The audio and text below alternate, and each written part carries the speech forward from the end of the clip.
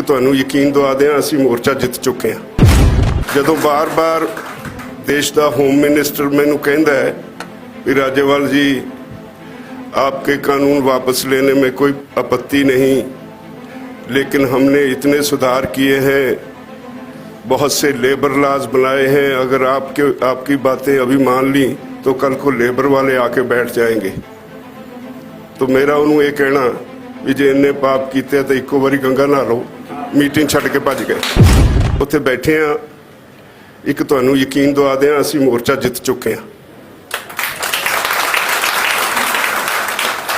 जदों बार बार देश का होम मिनिस्टर मैनू कहता है कि राजेवाल जी आपके कानून वापस लेने में कोई आपत्ति नहीं, लेकिन हमने इतने सुधार किए हैं, बहुत से लेबर लॉज बनाए हैं, अगर आपकी बातें अभी मान ली तो कल को लेबर वाले आके बैठ जाएंगे। तो मेरा उन्होंने ये कहना भी जे इन्ने पाप किए तो इको बारी गंगा नहा लो, मीटिंग छड्ड के भज गए। और ये असलीयत है, एवें नहीं जिस ढंग नाल उत्थे केस पेश किया। सरकार दे मंत्रियों कोल कोई किसी भी एक गल का जवाब नहीं सी। Totally unconstitutional, anti farmer, anti national ये कानून ने। निरे यही नहीं, ये मोर्चा एक कंध बनया होया, वो बहुत सारी लंबी एक लाइन कानूनों की उन्होंने रोकण विच जे वो बाहर आ जाते हैं सारा देश एक बारी हिल जाएगा। उन्होंने रोकण विच ये मोर्चा कंध बनया।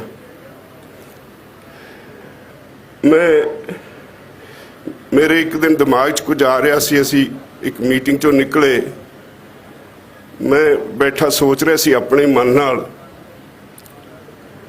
भी कुछ करना पऊ। ये मोर्चा तो फतेह हो गया, अज तो सिर्फ सबर का इम्तिहान है। असी उन्होंने कहा जिन्नी देर मर्जी बिठा लो, असी जावांगे उदों जदों मोर्चा जित का ऐलान तुसी करोगे। पर नाल ही मैनू ये ख्याल आ रहा सी भी इत्थे तक तो नहीं सारा कुछ सीमित, हुण तां लगदा इदां जिवें सब कुछ उजड़ पुजड़ गया। मैं सलाह देंगा, सलाह देनी बहुत सौखी होंदी है उदां तां, पर गंभीर सलाह देंगा तरलो चोरां नूं। मैनू लगता है कि जिस पासे नूं पंजाब जा रहा है, साडी तां नस्ल कुशी हो रही है। साडे बच्चों नूं विश्वास ही नहीं भी उन्हां दा इत्थे भविख सुरक्षित है। सारे बाहर नूं भजे जांदे ने। और असीं गल्लां जिन्नियां मर्जी अच्छियां कर लईए, जिन्नी देर तक घर च तोतली जुबान च बच्चा हिंदी या अंग्रेजी ना बोले, असीं चौड़े होके कहने भी आ देखो जी फलाने कॉन्वेंट स्कूल च पढ़दा है, पंजाबी भावें आवे ना आवे, उदों सानूं पंजाबी भुल जाती है। और ये तो भी गां जदों पंजाब दे हालात देखदा तो फिर बड़ा एक गच जिहा भर जाता है मन विच भी की होऊ भविख दा। मैं तुहानूं एक गल कह सकदा, मेरे मन की इच्छा बहुत देर दी, अज तुसीं ये समागम रख लिया। चंडीगढ़ पंजाब दा है, पोलीटिकल लोग नहीं लड़े इहदे लई, उन्होंने अपनियां सियासी रोटियां जरूर सेकियां, पर मैं तुहानूं यकीन दवाना मेरी मन की इच्छा है भी जे अगला कोई अंदोलन लड़िया जाए तो चंडीगढ़ लई लड़िया जाए।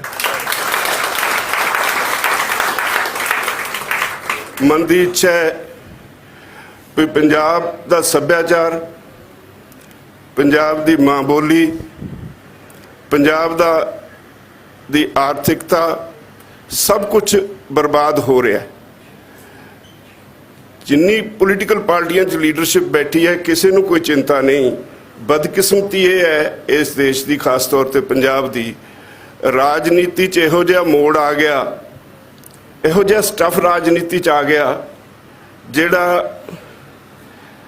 एक तो दूजा निगार लियाई जा रहा है राजनीति दे विच। कोई समा हुंदा सी राजनीति सेवा सच्ची मुच्ची हुंदी सी जदों आज़ाद होए। मैं उस समय देखिया, मेरी भी उम्र 80 के नेड़े मैं भी टुकिया, ते उदों कुछ पोलीटिकल लीडरशिप नूं लोकां दी चिंता होया करदी सी। जदों तो फिर परिवारवाद शुरू हो गया, फिर कुछ अपने भाई भतीजाबाद उन्हां दे विचे सारा सत्ता अपने हत्थ च रखनी। ਉਹਦੇ ਨਾਲ ਕੀ हो गया भी कैरेक्टर बदल गया पोलीटिकल लीडरशिप का। टिकट लैण तक पहला तो जोर लग्या रहिंदा ते जदों टिकट मिल गई फिर जितण का जोर लग्या रहिंदा। लोकां दी चिंता किसे नूं नहीं हुंदी, एक वखरी क्लास बन गई जिहदे चोणां ते बाद आम आदमी तो उन्हां नूं मुश्क आउण लग पिया। आम आदमी नूं वो समाज का एक अंग जिवें समझते ही नहीं। जिहड़ा काम उन्होंने करना हुंदा उस काम की उन्होंने कोई चिंता नहीं। अज असीं अंदोलन लड़ रहे हैं, इस अंदोलन के पिछे जदों ये कानून बने मैनूं अफसोस नाल कहना पैंदा, मैं सारिਆਂ ਨੂੰ नेड़ियों देखिया, स्टडी किया, कई पोलीटिकल लीडर आउंदे ने, बहुतिਆਂ ਨੂੰ पता ही नहीं वो कानूनों दे विच है की ते वो साडी नुमाइंदगी की करनगे। यही हाल इत्थे विधान सभावां दे विच है। ਜਦੋਂ ਲੋਕੀ ਉਹਨਾਂ ਦੇ ਏਜੰਡੇ ਤੇ ਨਾ ਹੋਣ ਤੇ ਫਿਰ ਅਸੀਂ ਇਹ ਆਸ ਕਰੀਏ ਵੀ ਉਹ ਕੋਈ ਸੁਧਾਰ ਕਰਨਗੇ। ਮੈਂ ਸਮਝਦਾ ਪਤਾ ਨਹੀਂ ਕਿ ਵੱਖਰੀ ਦੁਨੀਆ 'ਚ ਅਸੀਂ ਵਸਦੇ ਹੋਵਾਂਗੇ, ਮੂਰਖਾਂ ਦੀ ਦੁਨੀਆ 'ਚ ਵਸਦੇ ਹੋਵਾਂਗੇ। ਅੱਜ ਕਮੀ ਕਿਸੇ ਚੀਜ਼ ਦੀ ਨਹੀਂ, ਸਿਸਟਮ ਇਦਾਂ ਵਿਗੜ ਗਿਆ ਜਿਵੇਂ ਗਰੇਵਾਲ ਜੀ ਕਹਿ ਕੇ ਗਏ ਵੀ ਸ਼ਰਾਬ ਦੀ ਬੋਤਲ ਨਾਲ ਵੋਟ ਜਾਂ ਫਿਰ ਕਿਤੇ नगद पैसे दिते ते भी वोट ते कोई आटा दाल दे ते वोट। जदों इन्हां चीज़ां ते असीं वोट दिन्ने आ तां फिर आस रखदे आ उन्हां लोकां कोलों जिन्हां दा करोड़ां रुपया इलैक्शन विच असीं खर्चा दिन्ने आ ते फिर भला आदमी क्यों आएगा? वो कहंदा मैं तां करप्शन नाल पैसा इकट्ठा कीता नहीं, मैं अपना घर क्यों पट्टां? जे लोकां नूं लोड़ है लोक इहो जिहे बंदे लै आउण अगे, वो लोक लिया नहीं रहे। ਉਹਦਾ ਨਤੀਜਾ ਅੱਜ ਸਾਰੀ हर तरह की सज़ा ਅਸੀਂ भुगत रहे हैं और इन्ना निगार ਵੱਲ जा रहे हैं। मैनू बहुत कई बारी अफसोस ਹੁੰਦਾ है ਜਿਹੜੇ ਬੱਚੇ ਬਾਹਰ ਚਲੇ ਗਏ ਉਹਨਾਂ ਦੀ ਅਗਲੀ ਪੀੜ੍ਹੀ ਅੱਧੀ ਕੁ ਉੱਥੇ ਜਿੱਥੇ ਉਹ ਵਸਦੇ ਨੇ ਉੱਥੋਂ ਦੀ ਹੋ ਗਈ, ਉਹਤੇ ਅਗਲੀ ਪੀੜ੍ਹੀ ਤਾਂ ਬਿਲਕੁਲ ਉੱਥੋਂ ਦੀ ਹੋ ਗਈ। ਤੁਹਾਡਾ ਸੱਭਿਆਚਾਰ, ਤੁਹਾਡੀ ਬੋਲੀ, ਤੁਹਾਡਾ ਕੁਛ ਉਹਨਾਂ ਨੂੰ ਉਹਦੇ ਨਾਲ ਕੋਈ ਸरोकार नहीं। साढ़े जिन्ने पंजाबी भरा बाहर बैठे ने, मैं बहुत सारे देशों च जाके देखा है, उन्हां दे बच्चे ना तो उन्हां दे मुताबिक ब्याह शादियां कराउंदे ने, ना उन्हां दे मुताबिक जिंदगी दा जीवन ढंग अपनाउंदे ने।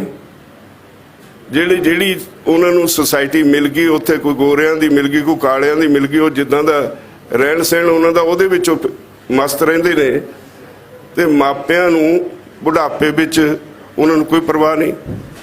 साडे तां है तां हुण इत्थे भी ये बीमारी फैल गई, मापियां दी बच्चे परवाह करनों हट गए। किस्मत वाले लोग ने जिन्हां दे घरां विच हाले माहौल ठीक है, पर अज भी बीमारी साडे समाज विच बहुत घर कर गई। एक तां पहला मापे बच्चों को बाहर भेजते हैं जदों किसी मजबूरी च चलो जी इत्थे रोज़गार नहीं, इत्थे कोई साधन नहीं, इहदा फ्यूचर नहीं, भेज दिओ। फिर बाद चो जिहड़े तड़फदे ने उहदा कोई इलाज नज़र नहीं आउंदा। फिर जिहड़े बच्चे उत्थे दे जाके उत्थे दे बन गए, की उन्हां तो आस रखदे? उन्हां नूं मां बोली दा या तुहाडे पिछोकड़ दा, तुहाडीआं ज़मीनां दा फिक्र होएगा?